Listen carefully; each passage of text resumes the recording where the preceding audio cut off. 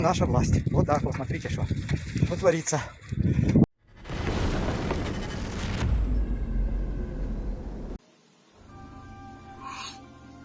Preliminary info coming in that as a result of the strikes on the airbase near Melitopol earlier today, Russia lost a Pantsir-S air defense system, a radar station, and a command post. Good job.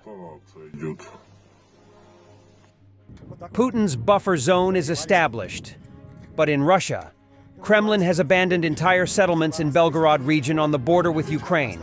There is no water, electricity, phone, or internet. No police, no firefighters, no emergency services, nor social services. Way to go, Putin. Is this the reason why you attacked a children's hospital in Kyiv?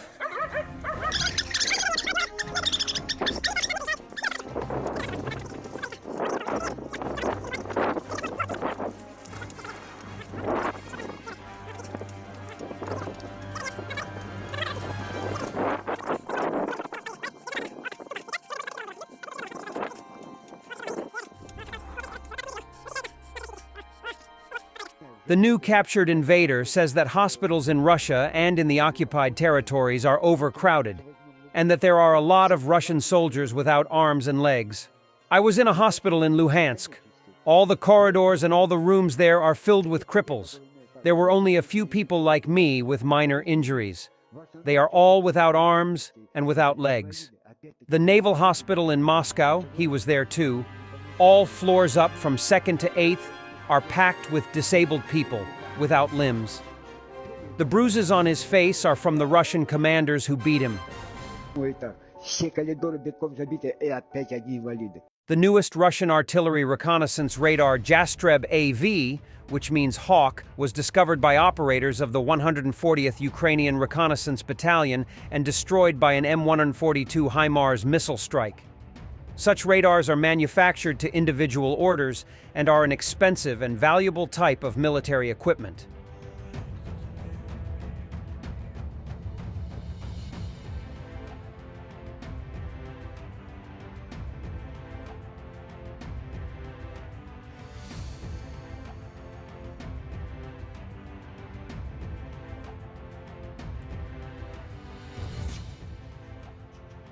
Fuel is now being rationed in Russian Sakha Republic, Yakutia, limited to 20 liters, 5.3 gallons of liquefied petroleum gas, LPG, per day.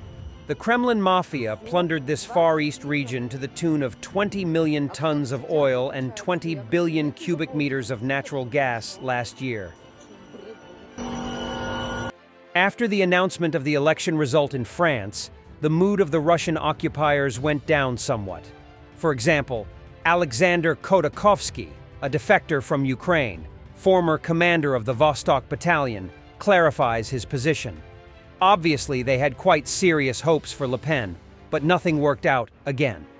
The French parliamentary elections did not end with the result that many expected.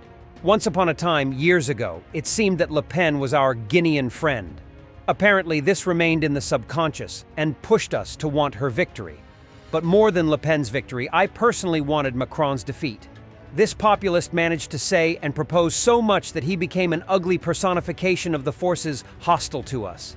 I'm not even going to analyze how much chatter there is and how much real hatred towards Russia there is. Repeating over and over again about endurance and patience, I thereby meant that in any situation in the West, you need to rely only on yourself. But I won't hide it. I wanted one of the flagships of Russophobia to have sewerage flowing through the streets, as was their custom in medieval times. Well, higher powers have once again hit us on the nose. There is no need to wait for handouts. Strengthen your faith in yourself and rely only on your own strength. Attention, Armenia. Russian propagandist Mardan called Armenia an inferior colony of Russia.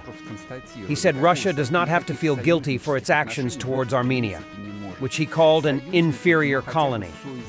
He said Armenia is historically and geopolitically dependent on Russia and was created to play the role of a vassal. Ты считаешь, что мы правы вообще в глобальных отношениях с Арменией или все-таки нет? Россия всегда и во всем права. Никаких союзнических отношений между такой большой, красивой и многонаселенной страной, как Россия, и таким странным, искусственным абсолютно образованием, как Армения.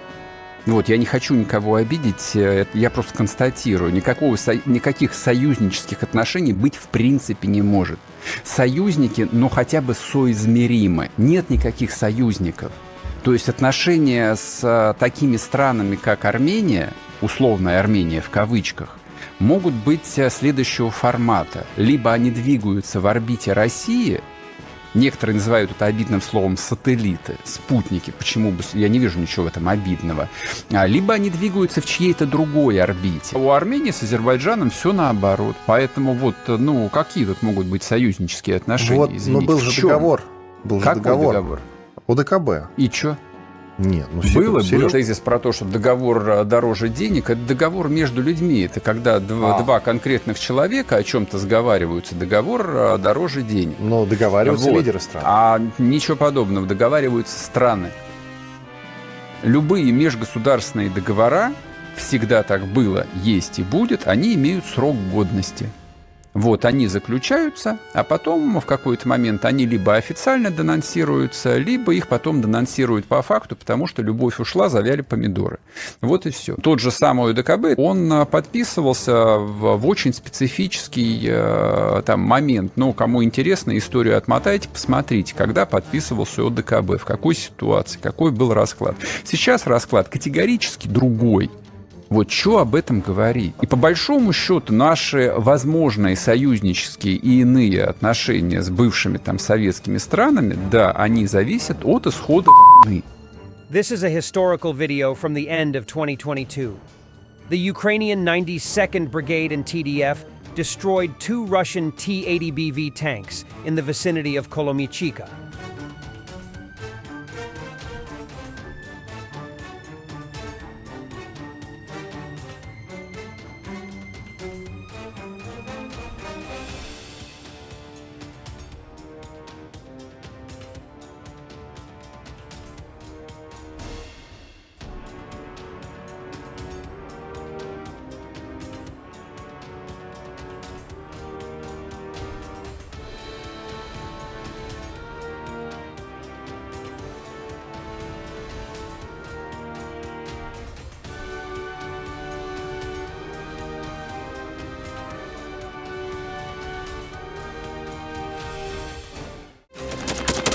Thanks for watching, and don't forget to subscribe.